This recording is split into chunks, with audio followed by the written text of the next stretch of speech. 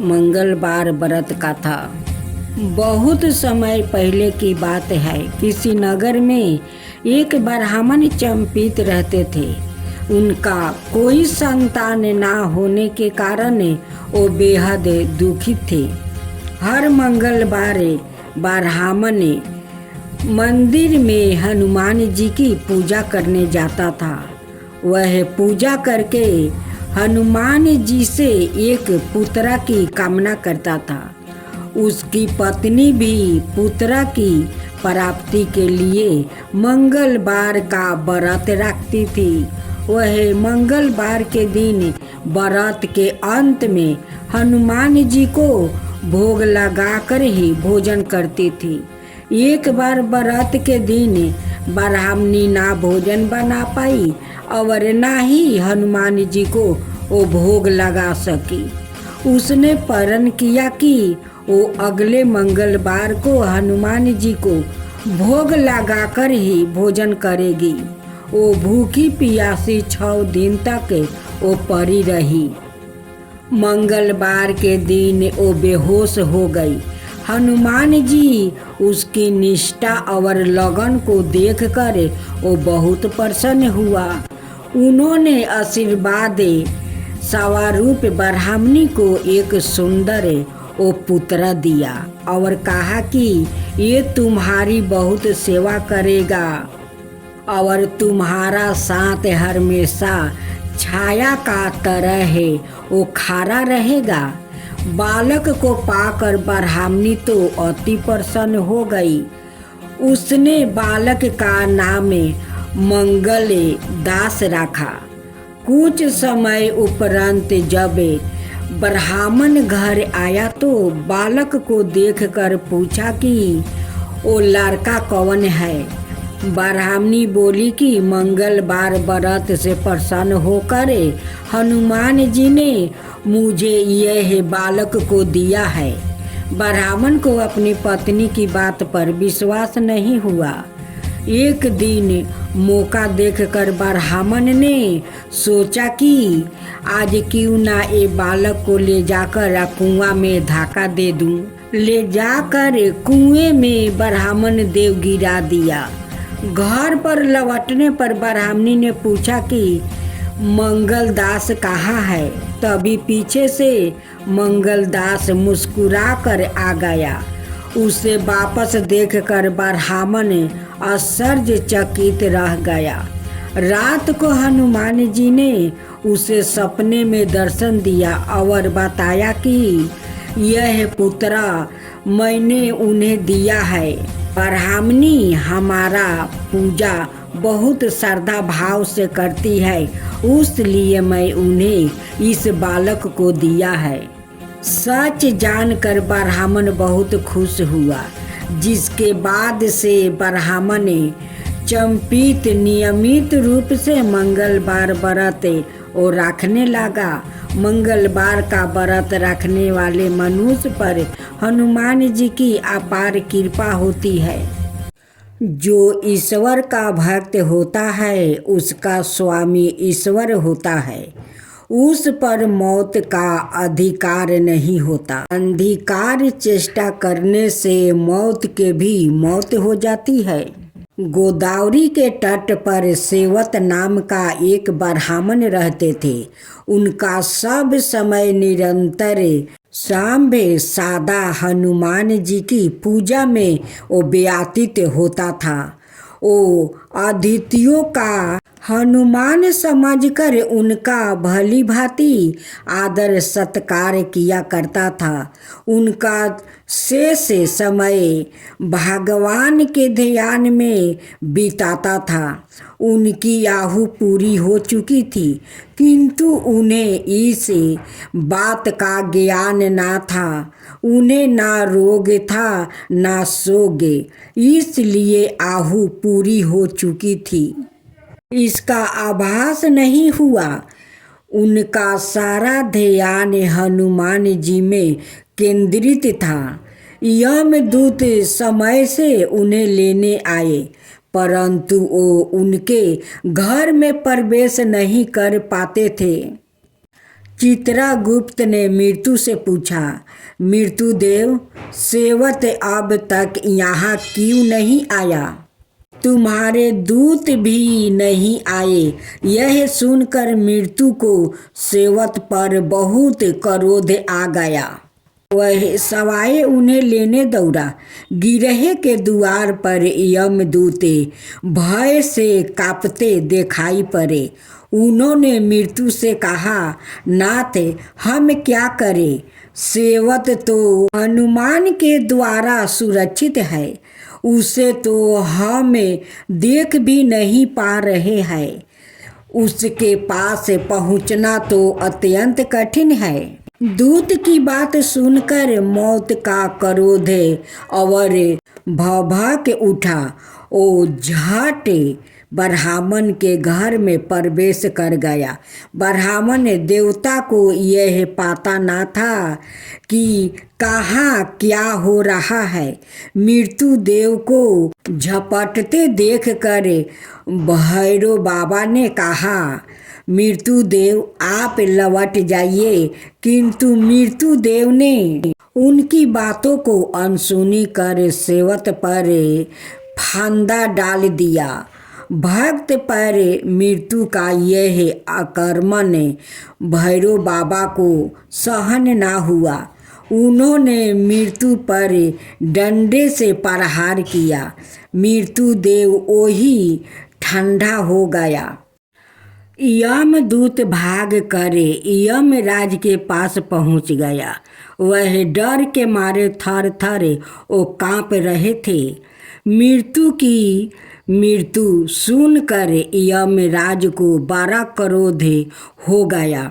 उन्होंने हाथ में यमदंड ले लिया और अपनी सेना के साथ सेवक के पास पहुंच गया। वहाँ पवन पुत्र हनुमान परिषद पहले से ही खड़े थे। सेनापति कार्तिकेय के शक्ति शास्त्रों सेना सहित यमराज के भी मृत्यु हो गई। यह अपूर्ण समाचार सुनकर हनुमान सूर्य देवता के साथ ब्रह्मा के पास पहुँचे और ब्रह्मा सबके साथ घटना स्थल पर आए। देवताओं ने पवन सुत हनुमान की स्तुति की और कहा, ये हनुमान यमराज सूर्य के पुत्र है, यह लोकपाल है। इन्होंने कोई अपराध या पाप नहीं किया है, अतः इनका वध नहीं होना चाहिए। इन्हें जीवित कर दे, नहीं तो अनर्थ हो जाएगी। हनुमान, आपसे की हुई प्रार्थना कभी व्यर्थ नहीं होती। हनुमान आशुतोष ने कहा, मैं भी पक्ष के हूँ। वेद की एक व्यवस्था है कि जो मेरे अथवा पवन सुत हनुमान के भक्त है, उनके स्वामी सवाए हम लोगों होते हैं। मृत्यु का उन पर कोई अधिकार नहीं होता है। यमराज के लिए यह व्यवस्था की गई है कि वो भक्तों को अनुचारों के साथ प्रार्थना करे। इसके बाद हनुमान आशुतोष ने नंदी के द्वारा गौतमी गंगा का जल मेरे हुए लोगों पर छिड़काव करे। तत्पश्चात सब के सब स्वस्थ होकर उठ खड़े हुआ। अब श्रवण करें हनुमान जी की आरती। आरती की जो हनुमान लला की, आरती की जो हनुमान लला की। दुष्ट दलन रघुनाथ कला की, दुष्ट दलन रघुनाथ कला की। जाके बलि से गिरधर कापे, रोग दोष जाके निकट ना जाके। जाके बलि से गिरधर कापे, रोग दोष जाके निकट ना जाके। अंजनी पुत्र महाबलदाई, संतन के प्रभु साध सहाई। अंजनी पुत्र महाबलदाई, संतन के प्रभु साध सहाई। आरती की जो हनुमान लला की, आरती की जो हनुमान लला की। देवी रघुनाथ पेठाए, लंका जारी सिया सुधिलाए।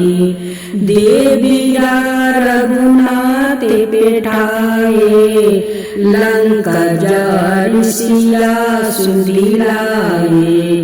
लंका सुकोटि समुद्र सिखाई, जात पवन सुत बरन लाई। लंका सुकोटि समुद्र सिखाई, जात पवन सुत बरन लाई। आरती की जो हनुमान लला की, आरती की जो हनुमान लला की।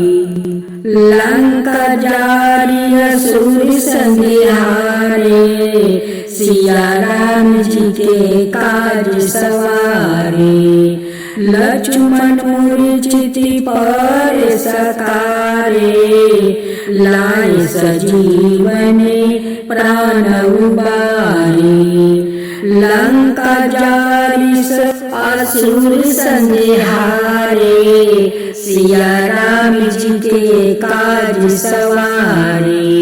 लक्ष्मण मूर्छिति पर सकारे, लाए सजीवनी प्राण उबारे। आरती की जो हनुमान लला की, आरती की जो हनुमान लला की। बैठी पताल तोरी जमिकारे, ओही रावण की भुजा उखारे। भई भुजा असुर दल मारे, दहिने भुजा संतन तारे। आरती की जो हनुमान लला की, आरती की जो हनुमान लला की। सुर नर मुनि जन आरती उतारे, जय जय जय हनुमान उचारे। सुर नर मुनि जन आरती उतारे, जय जय जय हनुमान उचारे। कंचन थाल कपूरी लो छाई, आरती करत अंजन माई। कंचन थाल कपूरी लो छाई, आरती करत अंजन माई। आरती की जो हनुमान लला की, आरती की जो हनुमान लला की। जो हनुमान जी की आरती गावे, बसहि वैकुंठ परम पद पावे। जो हनुमान जी की आरती गावे, बसहि वैकुंठ परम पद पावे। लंका विनाशी की ओर रघुराई, लंका विध्वंस की ओर रघुराई। तुलसीदास स्वामी कीर्ति गाई, आरती की जो हनुमान लला की। दुष्ट दलन रघुनाथ कला की, आरती की जो हनुमान लला की। दुष्ट दल नर गुण तक लागी।